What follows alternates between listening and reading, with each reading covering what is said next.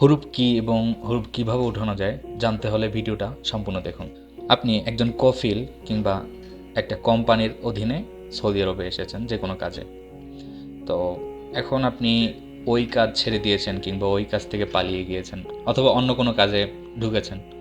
এখন আপনার ওই কফিল কিংবা ওই কোম্পানি সৌদি সরকারের কাছে এটা রিপোর্ট করবে যে আমাদের এই লোক আমাদের কাছ থেকে পালিয়েছে কিংবা কাজে আসে না অথবা আমাদের অধীনে নেই। তো এই রিপোর্ট করার সাথে সাথে আপনার ইকামাতে হুরুপ স্ট্যাটাস চলে আসবে। তো হুরুপ লাগার কারণে আপনার অসুবিধাগুলো কী কী হতে পারে?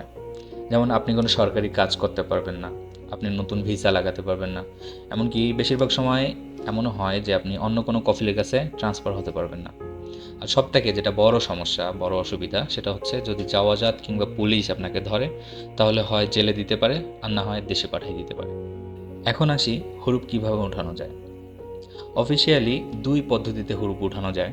প্রথমটা হচ্ছে যে কফিল আপনাকে হুরুপ দিয়েছে সেই জাওয়াজাত অফিসে গিয়ে যদি ক্যান্সেল করে তাহলে সম্ভব। দ্বিতীয়টা হচ্ছে যদি আপনি ভুল হুরুপ প্রমাণ করতে পারেন। যেমন এমন হয়ে থাকে আপনার কফিল আপনাকে বিনা কারণে কিংবা অন্যায়ভাবে হুরুপ লাগিয়ে দিয়েছে।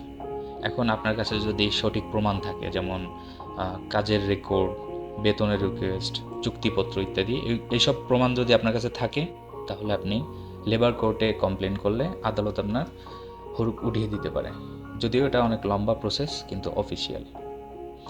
এই ২ পদ্ধতি ছাড়া যদি কেউ আপনাকে বলে যে টাকা দেন হুরুপ উঠিয়ে দিব কিংবা আমাদের জাওয়াজাতে লোক আছে টাকা দিলে কাজ শুরু করবো ইত্যাদি, তাহলে বুঝবেন এটা প্রতারণা। দূরে থাকার চেষ্টা করবেন।